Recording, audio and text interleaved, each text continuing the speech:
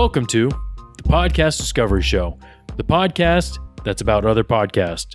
Each week we have a book club style discussion about a podcast we recommended last week. At the end of the episode, we're going to bring you a brand new podcast for you to go out and listen to. We'll discuss that one next week. I'm Josh. I'm Kirk. And I am Zach. And this week we're discussing Astonishing Legends. Yep. James Willis and the Ghosts of Ohio. And so I love this because it's like a mix between our revisited and our spooky time podcasts. I still hate that you call it spooky I knew time. he was going to be triggered immediately. You guys, the listeners can't pick up on this, but every time he says spooky time, I make the I'm super triggered face and just I hate this. He doesn't know it, but that's the only reason I keep saying it. I know. And he's doing it just to troll me. It works very But well. I don't like it. Anyways. But yeah, this is a fantastic show that we have covered before. And a lot of times they'll dig into different urban legends, different myths, different paranormal events, different things with a folklore behind it.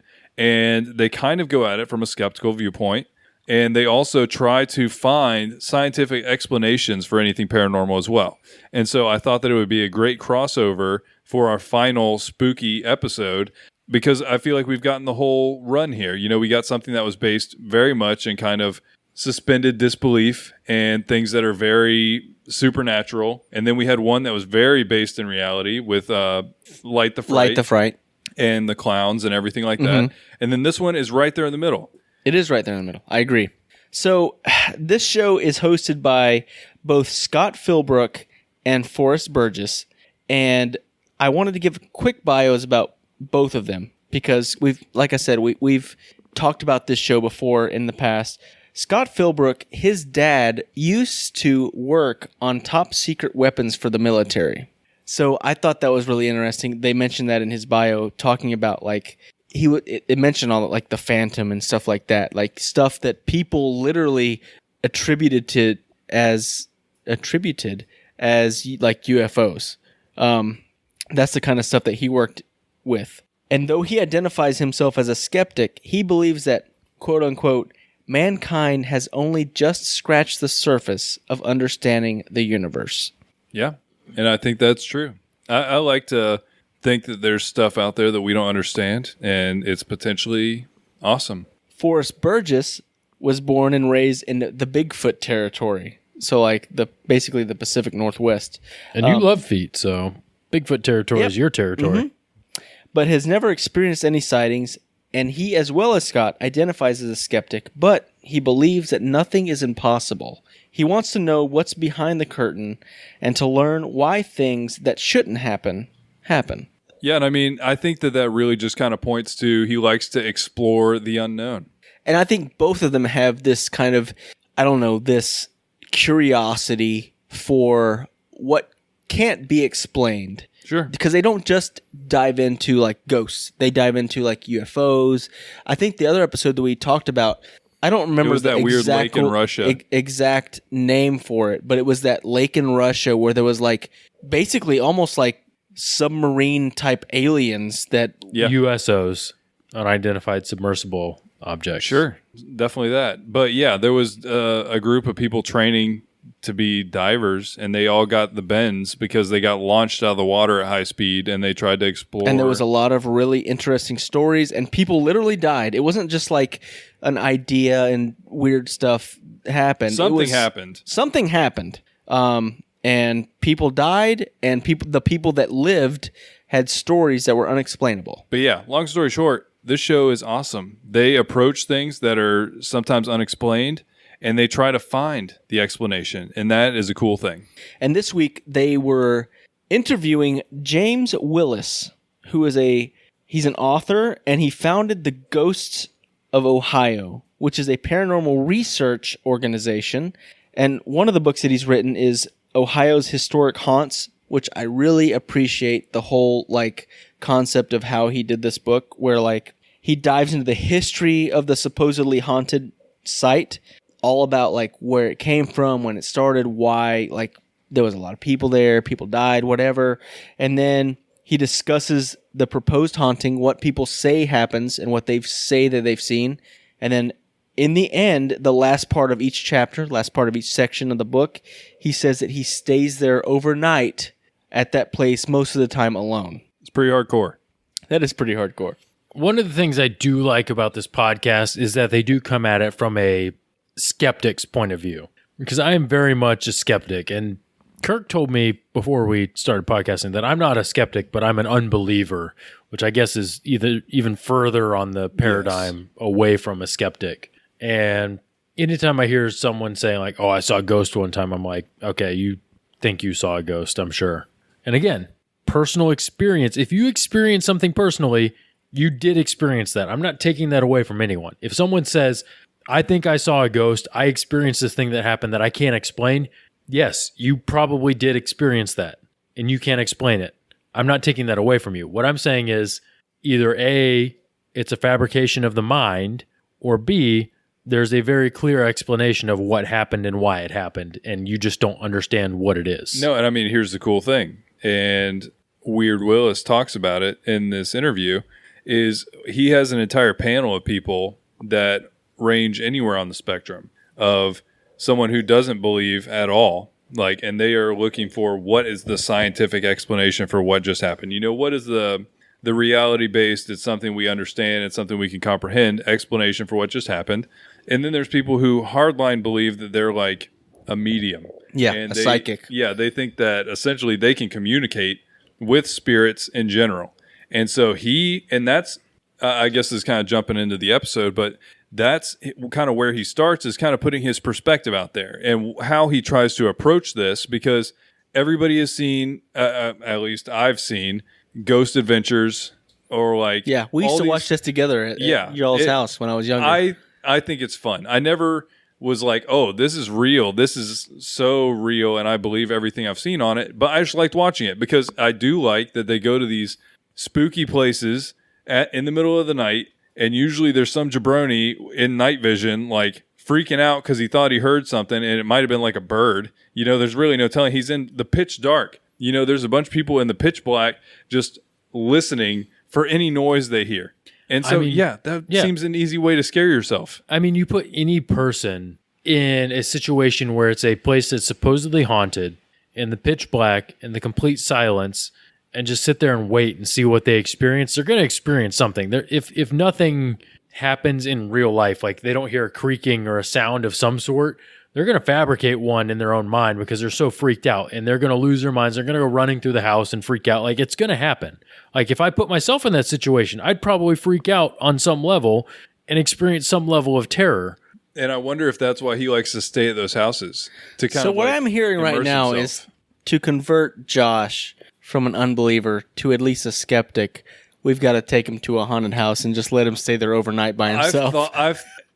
First of all, I've thought about doing some kind of something, because I guarantee Tampa's a fairly old city. St. Augustine's a very old city. There's Florida a bunch in St. Augustine and Ybor. There was Native Americans here for thousands of years. Yeah. And so there are places that I'm sure, if you subscribe to this, you know, if you believe in spirits lingering, there is, I'm sure, places that would be haunted in our immediate area.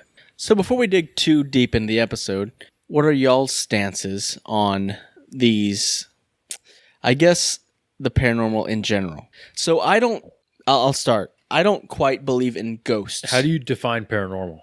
Something that can't be explained.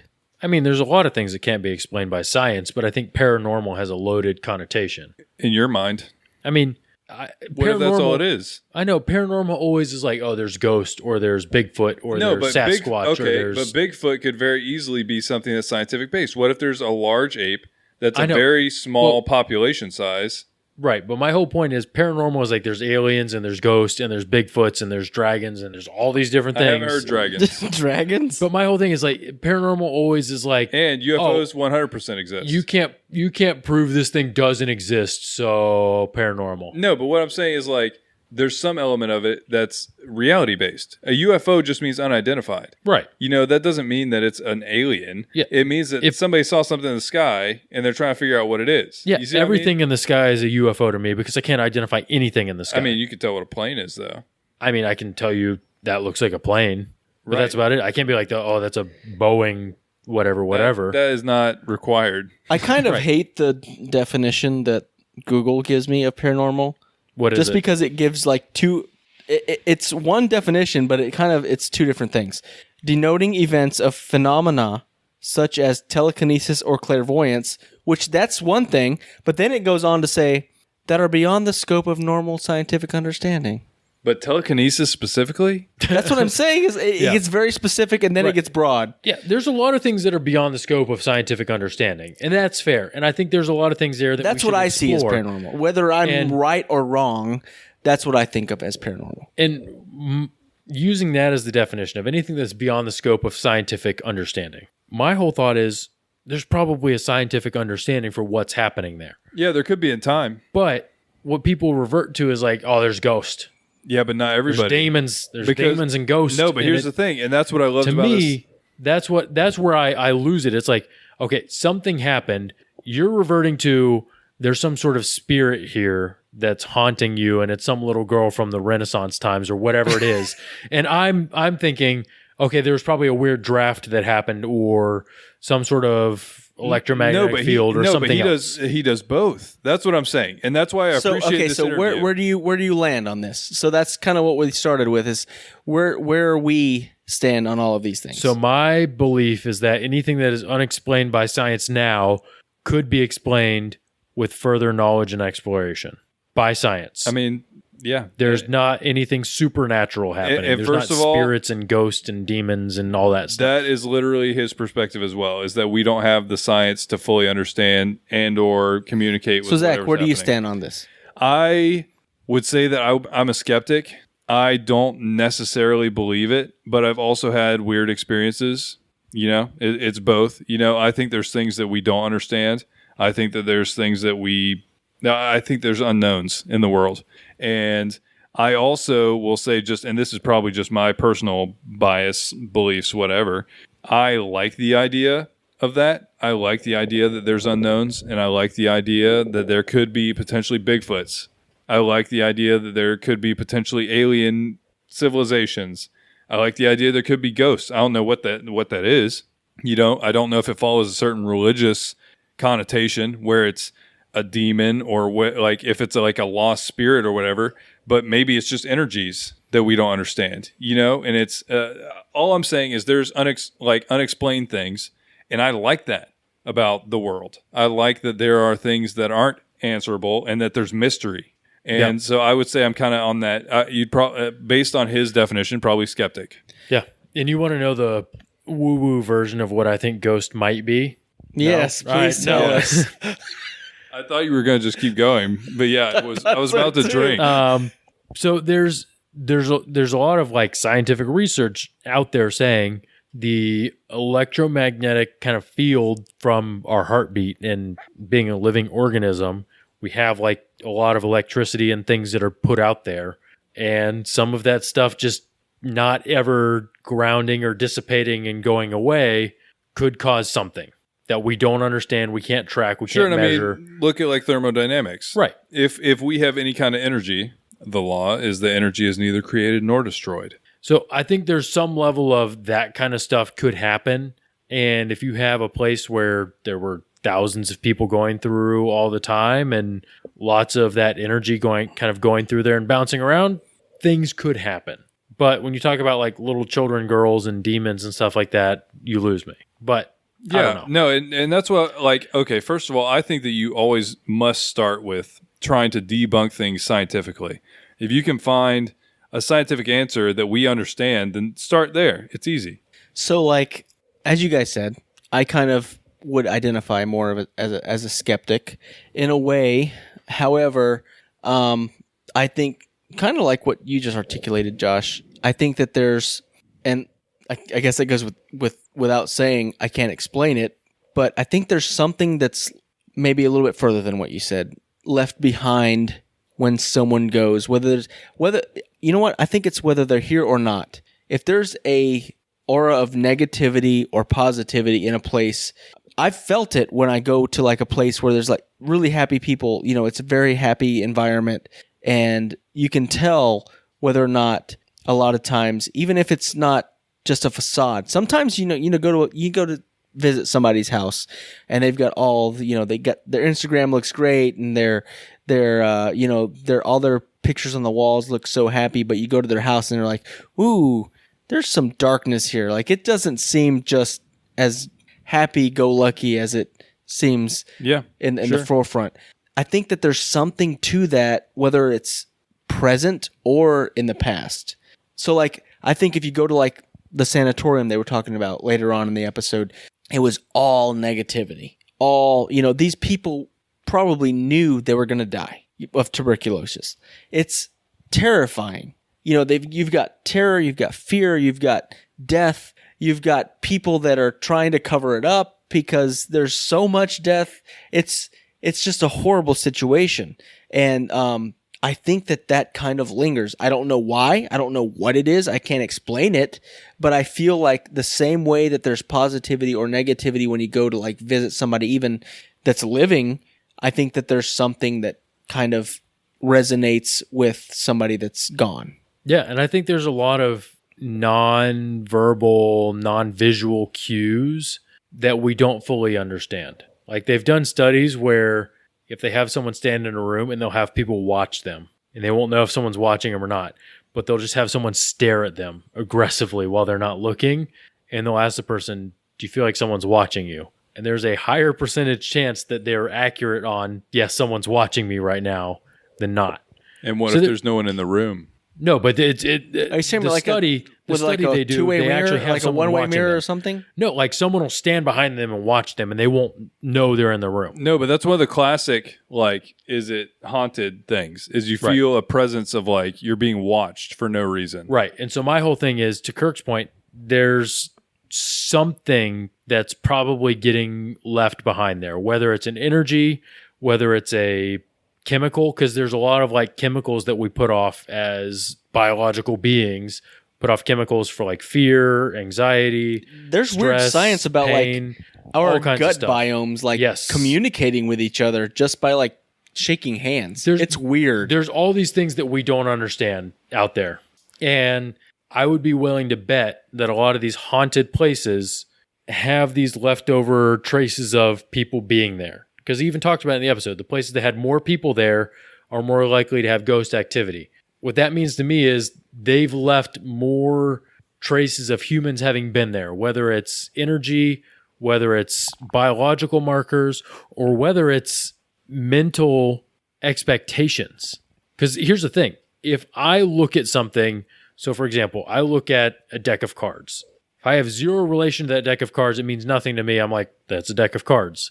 But if I know that deck of cards was my great-grandfather's, who was the greatest person ever and passed away 10 years ago, I get a very different emotional, physical, visceral reaction from that deck of cards based on my knowledge and understanding of what it is. So I think there's a lot of different factors at play here. There could be something going on external, or it could be a lot of internal. First of all, and taking us back to the episode itself, I feel like you agree with James Willis, because this guy starts first with making sure that this is something that is paranormal. Because he mentioned in the episode, that he went to a house, they were having some kind of weird events in a basement, they were all feeling freaked out, and he's like, okay, first let's check to make sure you don't have any gas leaks. And they did.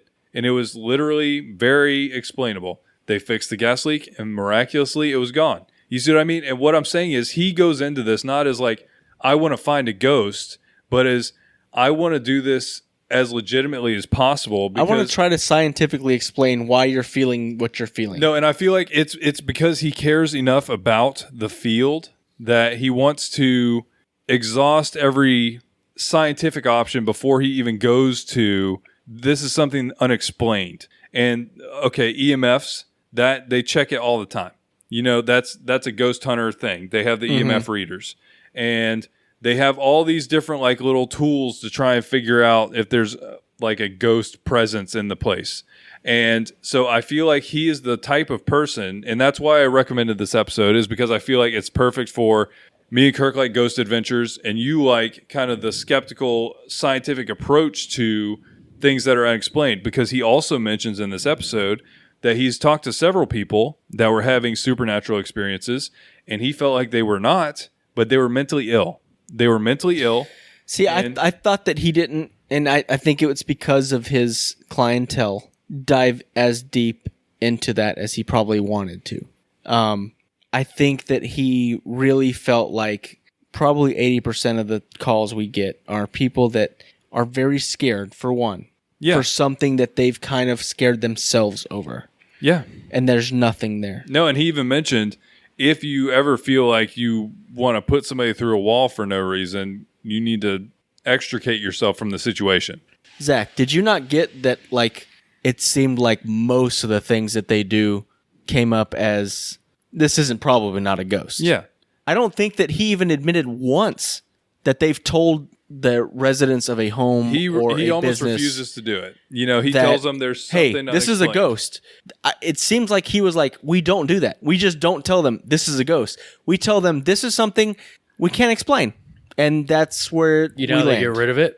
Do you remember how he talked about getting rid of stuff? Based on whatever whatever religious belief the person that they're working with has. So again, back to my original point, I think a lot of this is in people's heads. And he also addresses he admitted this. that. Again, I'm not saying I'm not devaluing their experience, but what I'm saying is a lot of experiences can be had in your own mind that are not real life tangible experiences that are happening. This can go back to like other discussions we've had with like the intricacies of the brain.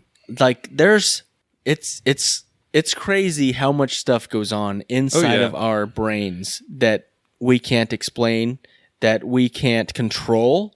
That's what's scary, is the things that we can't control. Yeah, no, basically we can't control any of it really. You know, but he addresses that as well. He addressed that he didn't know whether that was because people were able to work through it on their own. You know, they were able to better work through the experience on their own based on their own religious beliefs, or if it was because you're more likely to actively participate in something that you are participating in. You see what I mean? No, and that's my whole point, is that if someone believes in a religion, they have very strong belief in that. They're not going to be shaken from that. So if you do something that aligns with what their religious belief is, it already aligns with whatever their belief system is. So it's very easy to kick out whatever this new belief of some sort of ghost or demon is, because they already have that belief framework. Yeah. And I'm just saying that is what he says too. Yeah. And so like that's, I think that he comes to it at a really cool perspective, because I've seen a lot of people who they're just exactly what you're saying. And they do it like any of these TLC documentary ghost shows, they're going to have something to show you at the end of the episode. Yeah. It's going to be something. And I'm not saying that I believe every single one of those. I'm not saying that I believe the vast majority. What I'm saying is that he goes at it with a scientific approach where he's trying to legitimize something that's weird and kind of like kitschy right now. And it's interesting. And that leads me to and first of all, if you want to hear a long discussion into this, and honestly, they kind of get into the second half of it, I would say, is kind of like a Ghost Adventures type thing. He shares some of his audio clips. He shares some of his experiences at different places. They share some of their experiences at haunted locations, quote unquote. But then he had a really interesting point early in the episode that I thought was a different take that I'd ever heard before. And that is, regardless of whether it's a real ghost or not, it preserves history of a location. That's what I really appreciated about what I heard about his book. I actually want to look up his book and read it myself, because I really like, first of all, I like the lore of why people believe scary things that they believe. And I also enjoy history if there's something that kind of is a little bit of a hook. And I feel like that is a hook for me of the history of that place. I kind of wish it wasn't like integral to Ohio in particular. Yeah, it does. It seemed like there was more locations too, though. But I love the way that he wrote this book, where he said like the first third of the chapter is me telling you the history of this location. The second third of this chapter is me telling you what people believe they've seen in this location and the haunting, quote unquote, that has happened in this location. And the third part of this chapter, of each chapter, is me telling you what I experienced when I stayed at this place. And he said most of the time it was alone with, some sort of equipment to see if there's anything that happened. Yeah. And I think that's a great way to do it. If you were to do it, that's the way I would do it. Yeah. No, and I mean, first of all, I would do that just to experience it. You know, and I think that probably is part of what he's doing. I'm still too scared to probably do it. It's like I would be a little sketched out, especially if I'm like staying at like, because some of these places, a lot of times they'll go to like old locations, forts and like castles and that sanatorium that we're talking about. Oh, that sounds like I'm sorry. Real creepy. Can't go there. Here's the thing. You rent out a sanatorium. How much do you think Go it there. costs? Go there during Christmas when they have their Christmas lights up. It'll be easy for you to get in there and be not scared. How much do you think that cost to rent that out for the night to do your ghost hunt?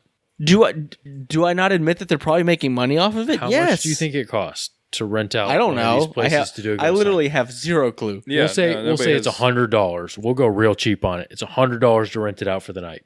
Do you think they don't have incentive? Once again, we're back to conspiracy. Again, so now you think that the place that's renting the place out has like Scooby-Doo ghosts running through there? Here's my whole point.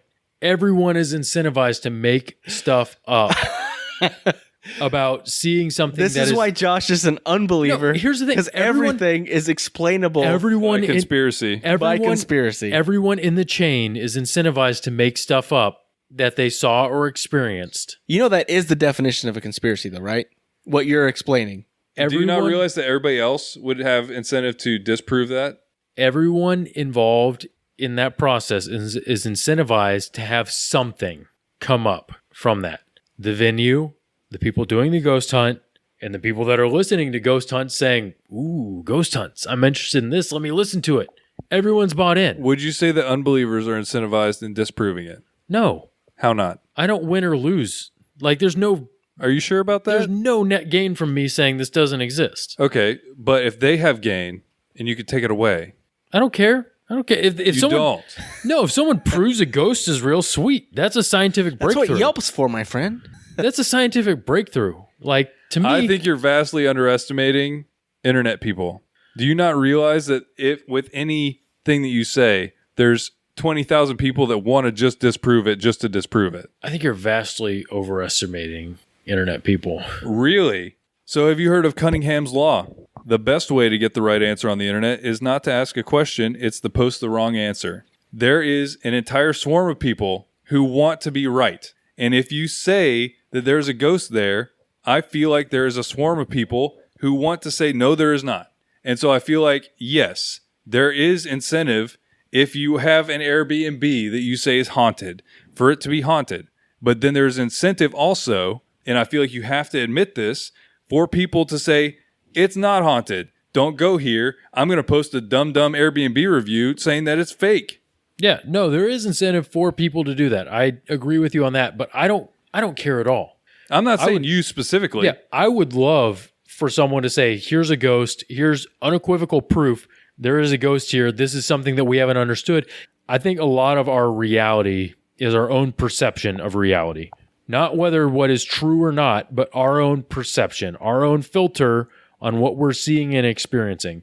Two people can see the exact same thing and experience it completely differently. And that experience to both people is equally true between the two people that experienced it in completely different ways on how they experienced it. Those experiences are true, but what is the reality of what actually happened in that scenario is very, very, very rarely clearly defined. To your point, I don't disagree with you in the fact that, like, we do not know almost anything about the human brain yet.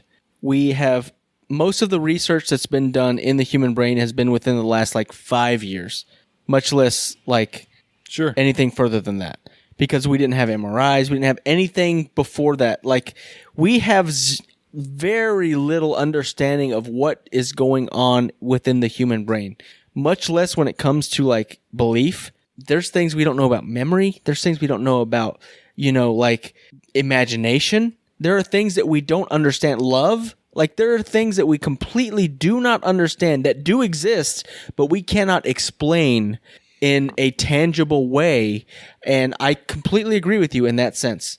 Diving myself into that world, because in all honesty, my dad has Alzheimer's, so I've looked into it, and there is almost no research. Okay, so the thing that I remember learning is that heart disease we've known has been going on for a long time, but we've known a lot about the heart, and we've got disease cures and preventative stuff for it because we've done like 30 years of research on the heart.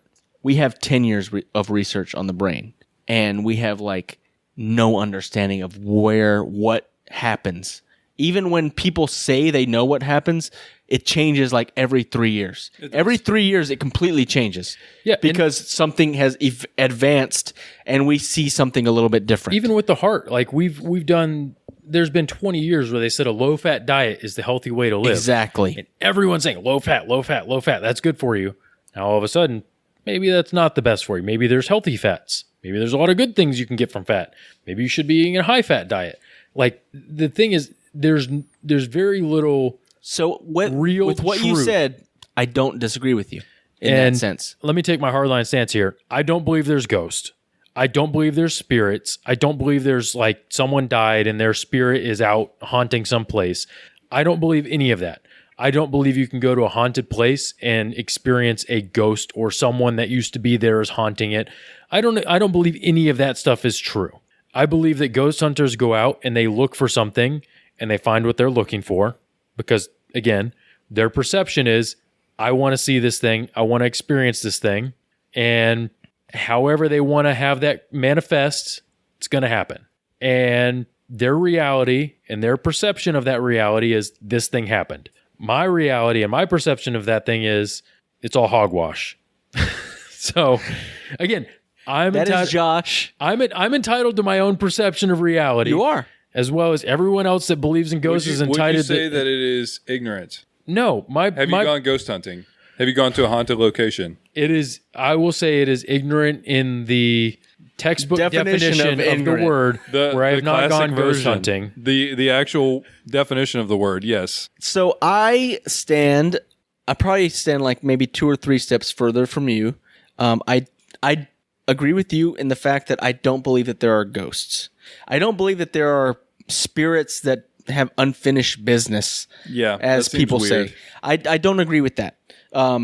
As a person, I do have a religion, and I do believe in a certain creed or whatever, but I do think that there are, like I said at the beginning, energies that kind of are left behind. I think that there's traces of human activity that we can feel as humans ourselves. And whether or not that has to do with a ghost, that's a completely different conversation. But I think that there are things that we feel intuitively, just like you said, when it comes to like nonverbal communication, there are things there that aren't said that we understand. And in the same way, I think that when someone is in great fear or great pain or great, like just there's some really bad things that happen, I think that there's kind of an imprint in that area. You can kind of, if you go to a place, to be honest, if you were to go to a place that's quote unquote haunted and you didn't know it was haunted, I bet you money you could feel like, man, there's something ain't right about this place. Sure. And that's what I'm talking about. Like, I'm not saying I would see, someone in the window waving at me or flicking me off like he said.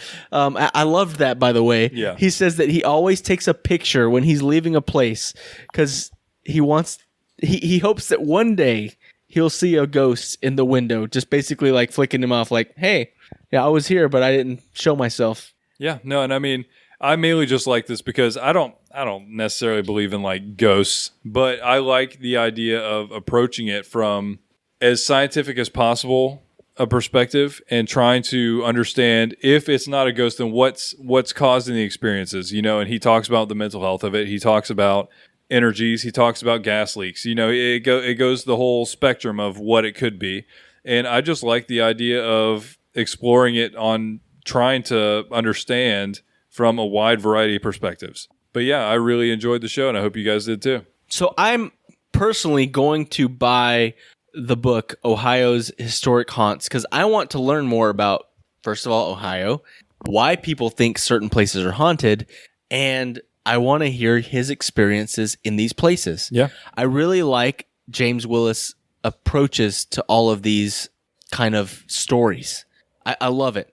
I mean, that's why I've been, drawn to, like, I think one of my favorite podcasts is Lore. And it's not because they talk about scary, spooky things, but it's because they talk about why people believe these scary, spooky things. The seed, what was the truth behind this thing that has kind of snowballed into this? And that's what I loved about the beginning of that show. It's kind of, it by nature, because if he's had so many episodes, he's kind of gotten a little bit further away from things. But like, talk about vampires. Where did that come from? There's a kernel of truth somewhere way back in like medieval times of somebody was literally, just like we talked about last week about Gacy being a clown that was literally a serial killer. Yeah. That was a seed of something that maybe our great-great-great-great-grandchildren will think of, like, what are these killer clowns? It'll have some mysticism, you know what I mean? Around it. There is a mysticism that started from something. Right. And I remember, I think it was werewolves, not vampires in particular, but there was werewolves because it was a man in France that used that as his, basically his Alibi. alibi It's like, I in did court. this, but I was a werewolf. Exactly. And that's how it started. So I love Astonishing Legends. I have subscribed to the show. I've listened to a lot of their episodes.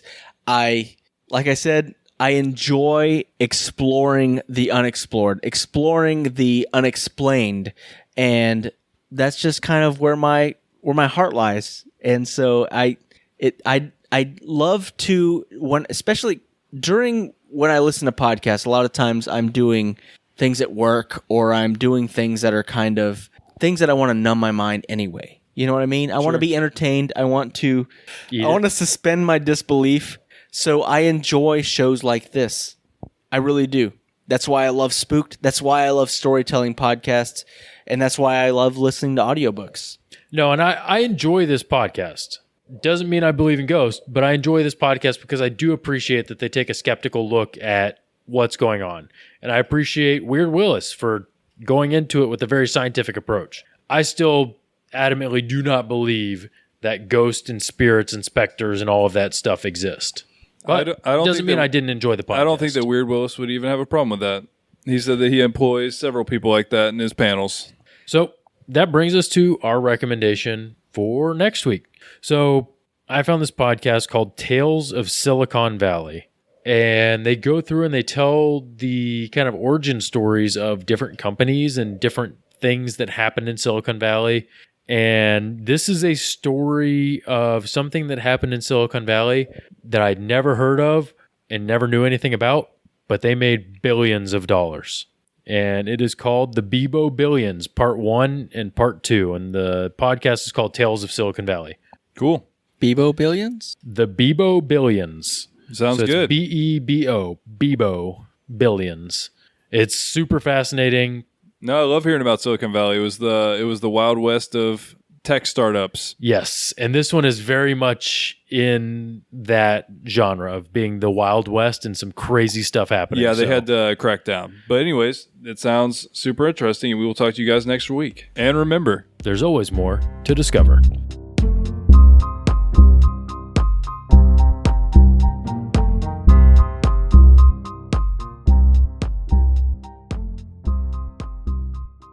thank you for listening to the Podcast Discovery Show. We have a few things we'd like to tell you. First, we would love to hear from you on Twitter at the PDS Official or in our Facebook group, the Podcast Discovery Club. Secondly, leaving a rating or review on iTunes helps tremendously in giving us visibility and also visibility to the podcast that we recommend. You can also check out our Patreon page to get exclusive bloopers, old episode archives, and other exclusive content while supporting the show. Finally, seriously, get in touch. We'd love to hear from you about what you love about podcasts. And thank you for being a part of all of the things that we do. This was a podcast from the Podfix Network. You can check out more shows like it at podfixnetwork.com.